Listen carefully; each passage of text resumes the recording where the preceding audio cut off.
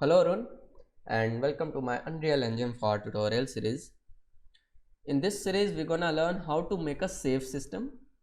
There is a safe, containing a certain password, and if our player enters that password then that safe will open. So you can see here the two safes, and you can see each safe is locked, so the each locked boolean is true. If it falls, then it will directly open without entering any password, but if it's locked, then it has certain password. And for this safe I have set the password to 1234, and for this one I have set it to 0258. So let me show you a real quick. So this is our safe. So if I overlap with this actor and hit E, there will be a widget pop up, and we have to enter certain password. Let's say it password is 1, so I have clicked on this. You can see a little message here, it says incorrect, because it will check every button input. So you can see now if I entered here on the 9th position, and if I hit the up button, then it should toggle back to 0. You can see that it will turning back to 0. Same, if I hit the minus, the down button, then it will get back to the 9 one. You can see that. So let's enter a random password, something like 1111. So it is not correct, it is incorrect. So if I, let's say I don't know the password, so if I toggle back to the game, so if you simply just click E to toggle back to game. Now if I go back, you can see the saved password we have entered previously, it 1111, it is in here. So let's this time enter correct password 1234. So you can see our safe is open. Once it's opened, it can't be closed. And let's say in here you have some quest items or glory items, whatever it is, same things in here. The password of this was 0258. Yep, so this open. We're gonna make this safe in, let's say, two episodes of series, and then after I'm gonna add a additional feature of the inventory, the previous inventory system we have made. So I'm just gonna attach that inventory component in this chest. So let's say if your player opened your chest, the safe, with the correct password, then it can access to all the inside items. So we're gonna make this. So just save it out, and you can see this is my complete third person character project, complete brand new, just created by the Unreal by default started content blueprint. So let's make a safe first. So I'm just gonna right click and create a new folder. I'm gonna call it a safe. Inside this safe we need a 3D geometry of our safe, so it looks like a safe. So I'm just gonna call it a model, and inside here I'm just gonna import a 3D model. The 3D model imported should be in the .fbx format. So yep, I have this safe base and this safe door. I'm just gonna import this too. Yep, and just import it all. Close that up, hit compile and save. So we have this safe. If you want to change the color, you can change it just by clicking on this parameter, and in here you can change the color. Let's change the color to something like a cyan. A cyan would be fine. Just hit OK, hit apply. I'm just gonna do it for show purpose, because in this episode we're gonna just do the interaction part, and in the next episode we're gonna actually adapt that functionality. So we have done this thing. Let's make an actor, because all the interactable objects should be an actor, and I'm gonna call it a 4-digit safe. You can call it whatever you want, because you can do it with 4 digits as well as 2 digits. Just open that up, and let's add first a static mesh. and I'm gonna call it safe base. The base should be obviously your safe base, so just search for the safe base, this one. Hit compile. I think this safe base is little bit smaller, so just scale it to 3, and the pivot is centered, so just align it to something in here so it looks, yep, hit compile. Let's just put it in our game. So how does it look? Let's see. So yeah, I'm happy with this one. So let's open your safe. In your safe, we're gonna add another static mesh and we're gonna call it a door. The door will be your safe door. So this safe door, hit compile. But you can see the safe door is pivoted to center. So if you want to rotate by just opening a door, it will gonna open something like this. This is not the actual thing we want, right?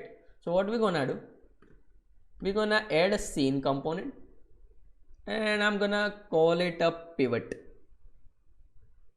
and I'm gonna just grab a door and attach it to here, so it will gonna child to this pivot, and I'm just gonna reposition this pivot to something in here, something in here,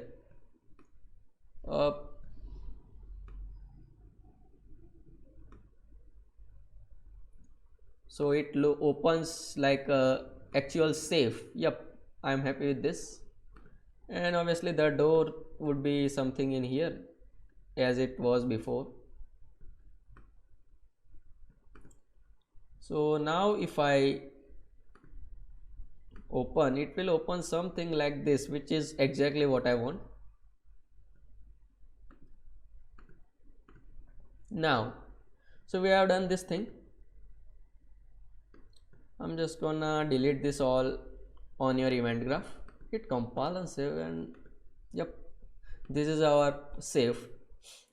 What I want to do now, we want to do a interaction part. So I'm just gonna open your third person character, and inside a third person character I'm gonna implement an interaction functionality. So how are you gonna do that? The interaction can be done with so many things, so many different ways you can use, like a trace, or let's say an interface, or let's say a dispatcher, or anything other you can use.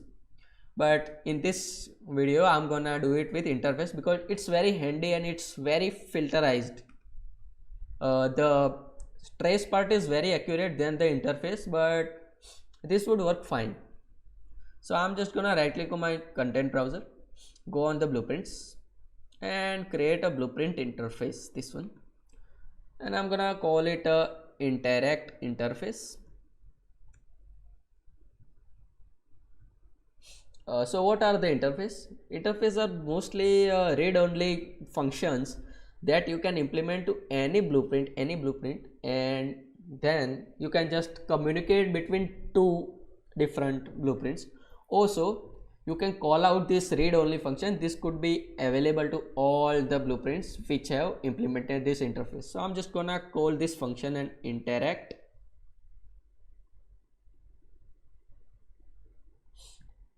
This one I have just called this function and interact.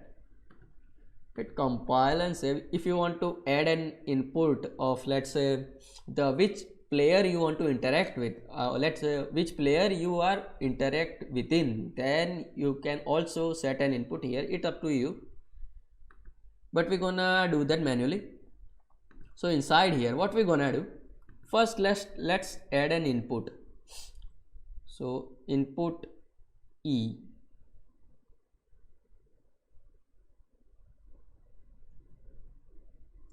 the E button from which I'm gonna interact.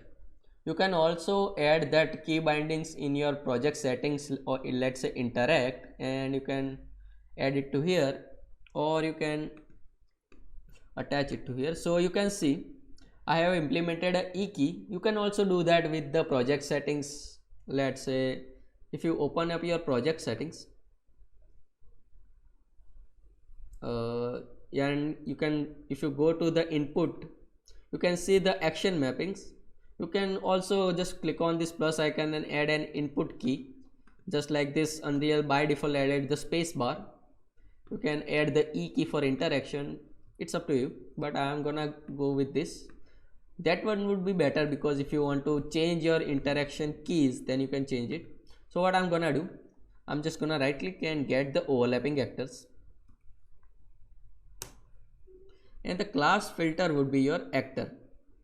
So I'm just gonna get the overlapping actors, and I'm just gonna check it one by one, so for each loop with break.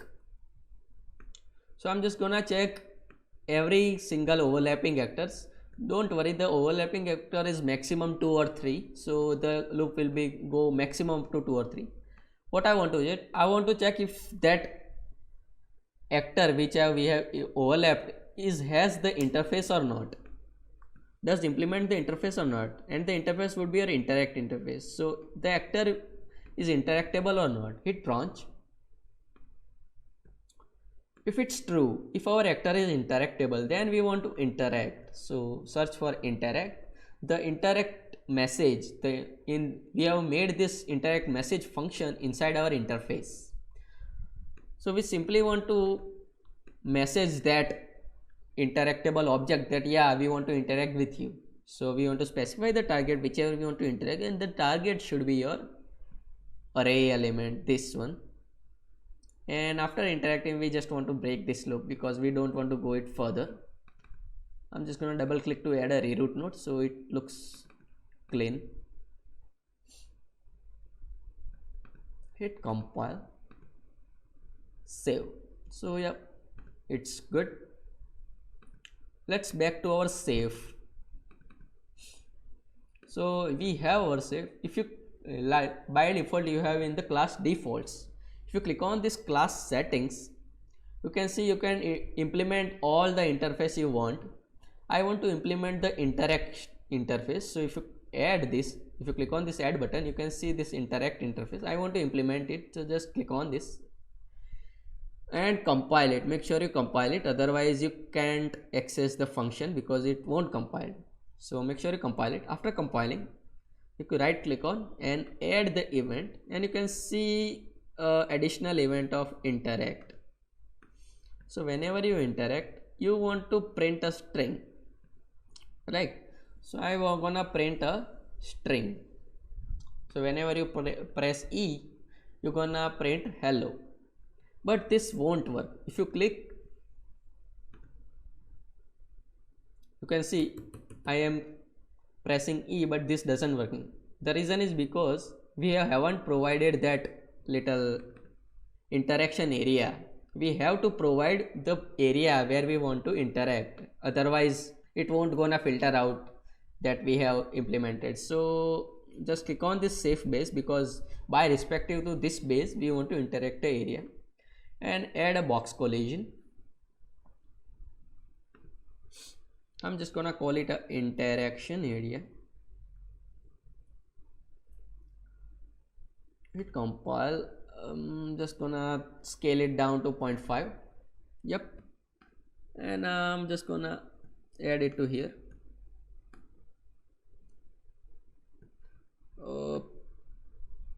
So yeah, I'm happy with this interaction area.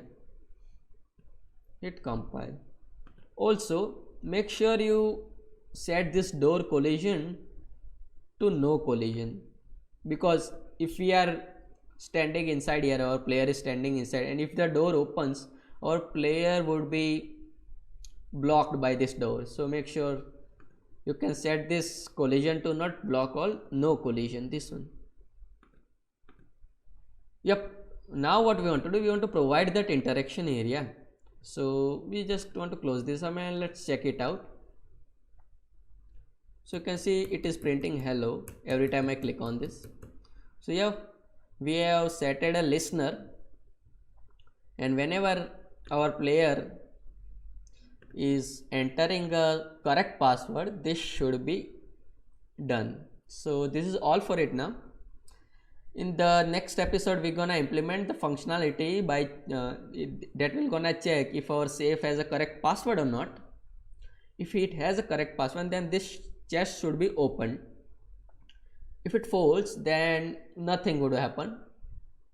And after that I'm gonna just add an additional feature that this chest has certain amounts of things inside it, right? So this is all for it now. Thank you so much guys for watching, and bye bye.